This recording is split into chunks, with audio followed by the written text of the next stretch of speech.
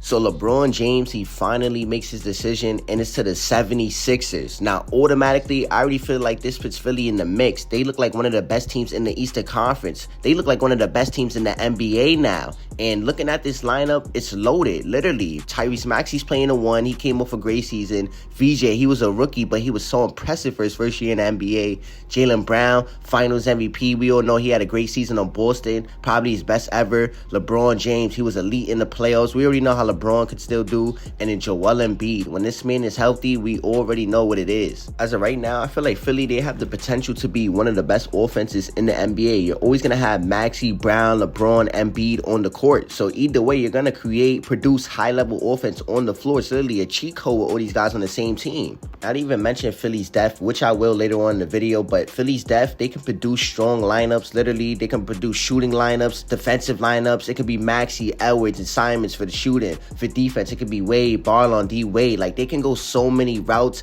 defensively, offensively. I'm just really curious to see what Nick Nurse does this season. Nick Nurse, I already heard some rumors that he plans on Philly being one of the best transition teams in the entire NBA. And me looking at the numbers right now, last season, Giannis, obviously, he led the league in transition with 8 points a game. Second was Tyrese Maxey with 7.2. Next up was LeBron James with 7.1. And you won't believe who's fourth. Jaylen Brown with 6.7 points per game in transition. They have 3 of the 4 highest value transition players on one team, literally playing next to Embiid. Just feel like this team right here, this is exactly what the 76ers needed, especially adding LeBron James, elite passer, playmaker. He can raise every star's ceiling. Like, it just makes this team so much impressive. Like I said, they have depth on the bench too. The roster is stacked. Off the bench, Simons, D-Wade, Philon. They have Barlow, Justin Edwards. This is a top 7 team in the NBA today, literally. And everybody who disagrees, you're just going to have to see. I do feel like Philly is going to have to show some people. Everybody does have major concerns, like with injuries, shooting around the team, defensively, rebounding, and all these are concerns you can have 1,000%. I do feel like some of the concerns people have with Philly, they are being a tad bit overrated. Well, I'm going to start with rebounding first. I do feel like that's an issue for the team. Joel Embiid, he's just not the same rebounder that he was. He used to average like 10 a game, 11 a game. Now it's to 7. Okay, that's a fair one. I'm not going to lie to you guys. Rebounding on this team can be an issue. Cool. But then when it comes to the POA defender, Jaylen Brown, for years now, he has been guarding the opposite team's best offensive player. On the ball, off the ball, it doesn't matter. He did that for years in Boston. So defense, finding a POA defender, I don't think that's a problem. Jaylen Brown, VJ, they will step up to the plate immediately. Now, when it comes to the ball dominance with LeBron James, Embiid, who else they said? Jaylen Brown. These 3 players are very ball dominant, yes. But LeBron James, he's been passing and playmaking, being a great off-ball player for the last like 4 or 5 years now. Joel Embiid, he plays a 2-man game with Maxey. He can play off the ball. Maxey is a great off-ball player. I would rather Maxey play off the ball than on the ball, honestly. Now, the only person is Jaylen Brown. And to be fair, I don't mind seeing Jaylen Brown get his isolation touches here and there. That doesn't bother me. And now the major concern I think everyone has is health. Now, Joel Embiid over the last couple of years, it has not looked good, honestly. I feel like last year was like the closest we seen to something like what the plan is. Their plan is to kind of rest him through the regular season, and then playoffs, he's all juiced up and ready to go. They kind of did that last year in a way, but it didn't really work to a full extent because he needed more time. He was still hurt, honestly. He wasn't healthy. And then you add in another 41-year-old who's going to be 42 in December to your roster. You also need to rest him.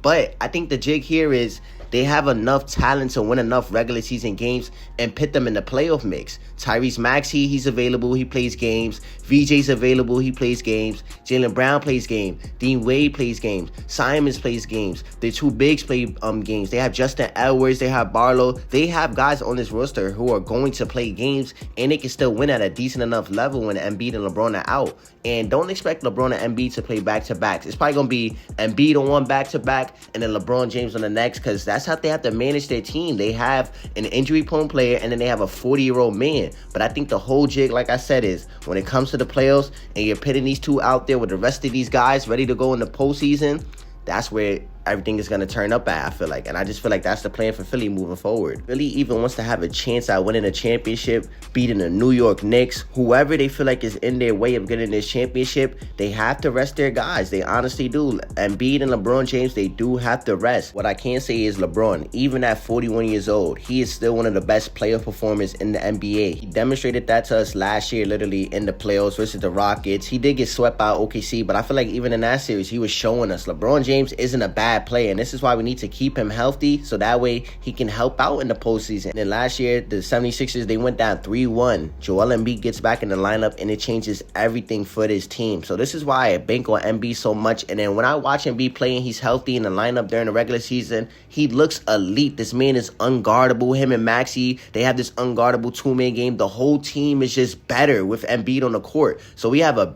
team that gets better when Embiid's on the court, and now you have a better team around Embiid. Man, I just don't see how this isn't the year for him, bro. I really believe in Philly, honestly. They do have to get it done. Embiid does need him a championship. He has to show and prove to everyone that he is this dominant player, of course. In Philly, they have a great roster, so I really don't see no excuses for this team unless injuries, like I have mentioned earlier, but they do have a way of kind of sustaining their dudes, so we'll just have to see. But if you guys like this trade, like this video, get this video to 15 likes, and I'll be dropping again. See you guys, and I'm out.